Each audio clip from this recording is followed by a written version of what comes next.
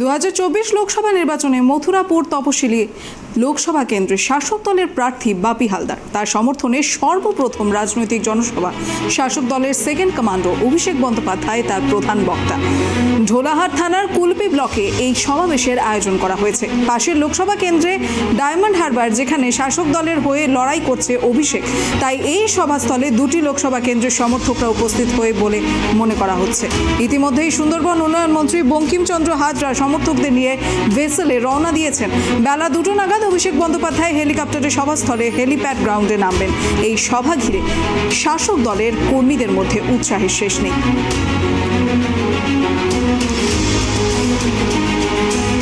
এ বিষয়ে আমরা আরো বিস্তারিত জানবো আমাদের প্রতিনিধি গোপালের কাছ থেকে। গোপাল, অভিষেক বন্দ্যোপাধ্যায়ের এবার আরো একটি জনসভা, সেই নিয়েই দেখা যাচ্ছে যে প্রস্তুতি তুঙ্গে। তো এই জনসভা থেকে আর কি কি জানতে পারা যাচ্ছে, কি ধরনের পরিকল্পনা রয়েছে? দেখো দিশা, তোমাকে বলবো, লোকসভা নির্বাচন ঘোষণা হবার পর শাসক দলের এই সর্বপ্রথম কিন্তু একটা রাজনৈতিক জনসভা বলে মনে করা হচ্ছে। এই জনসভায় সেকেন্ড কমান্ডার অভিষেক বন্দ্যোপাধ্যায় কিছুক্ষণের মধ্যে এসে ঢোলা গ্রাউন্ডে এসে তিনি পৌঁছাবেন। ইতিমধ্যে প্রায় লক্ষাধিক মানুষের ভিড় করেছে সেখানে।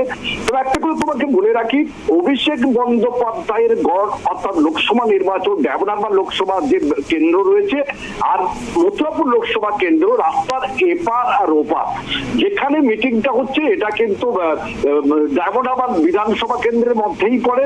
বিধায়ক রয়েছে যোগরঞ্জন হালদার, উল্টো দিকে রয়েছে পাথর প্রতিভা ব্লক এবং মন্দির বাজার ব্লক, এবং সেই সঙ্গে তোমার মথুরাপুর বিধানসভা বা রায়দিঘি বিধানসভা।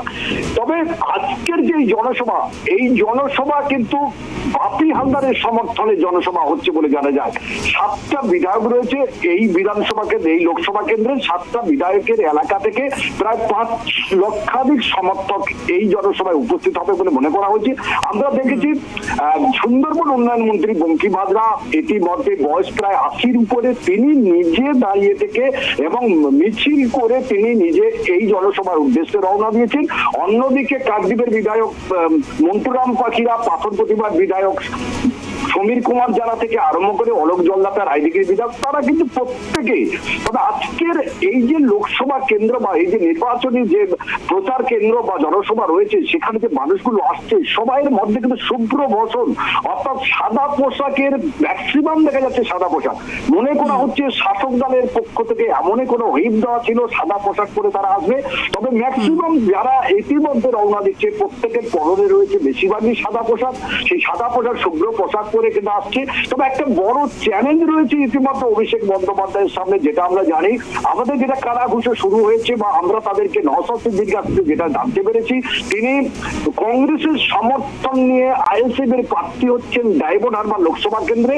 সেটা নিয়ে কিন্তু শাসক দলকে ইতিমধ্যে ভাবিয়ে তুলেছে, কারণ ডায়মন্ড হারবার লোকসভার প্রায় 40% সংখ্যালঘু সম্প্রদায়ের মানুষ বাস করে। তবে উন্নয়নের দিক দিয়ে ধরতে গেলে অনেকটা তৃণমূল অন্যান্য বিরোধী দলকে ব্যাকফুটে ফেলেছে। তবে একটা তো তোমাকে আরেকটা যদি স্মরণ করিয়ে দেবো, লোকসভা এই যে ডায়মন্ড হারবার লোকসভা কেন্দ্রের পাশের লোকসভা কেন্দ্রের অভিষেক বন্দ্যোপাধ্যায় পর 3 দিন ধরে কিন্তু এলাকার গ্রাস লেভেলের অর্থাৎ তৃণমূল লেভেলের যে সমস্ত মানুষজন রয়েছে তাদের সঙ্গে আধিকারিকদের নিয়ে তিনি বৈঠক করেছেন। সেই বৈঠকে প্রত্যেককে তিনি হুইপ জারি করেছেন, যেখানে ভোট কম হবে সেখানে তাদেরকে কৈফিয়ত দিতে হবে। যেখানে মুখ্যমন্ত্রী মমতা বন্দ্যোপাধ্যায় বিভিন্ন প্রকল্প রয়েছে, প্রকল্পগুলো নিয়ে লোকের বাড়ি বাড়ি যেতে হবে।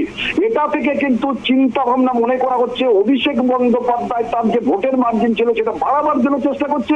তবে বিরোধীরা বলছে পায়ের তলার মাটি অভিষেকের সরছে, তাই সেটাকে সংগঠন থেকে আরো জোরদার করার জন্য এটা করছে। তবে আজকের লোকসভায় তিনি আজকের যে নির্বাচনী জনসভা আছে ঢোলায়, এখানে কি বার্তা দেয় সেটাই দেখার।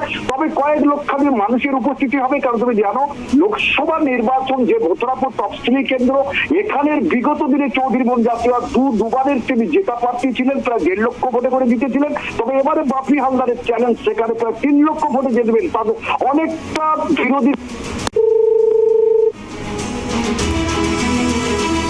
জোলাহাট থানার কুলপি ব্লকে সমাবেশের আয়োজন করা হলো অভিষেক বন্দ্যোপাধ্যায়ের পাশের লোকসভা কেন্দ্র ডায়মন্ড হারবার, যেখানে শাসক দলের হয়ে লড়াই করছে অভিষেক। তাই এই সভাস্থলে দুটি লোকসভা কেন্দ্রের সমর্থকরা উপস্থিত হবে বলেই মনে করা হচ্ছে।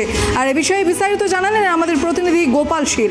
আর ইতিমধ্যেই সুন্দরবন উন্নয়ন মন্ত্রী বঙ্কিমচন্দ্র হাজরা সমর্থকদের নিয়ে ভেসেলে রওনা দিয়েছেন। বেলা 2টো নাগাদ অভিষেক বন্দ্যোপাধ্যায় হেলিকপ্টারে সভাস্থলে হেলিপ্যাড গ্রাউন্ডে নামবেন। এই সভা ঘিরে শাসক দলের কর্মীদের মধ্যে উৎসাহের শেষ নেই।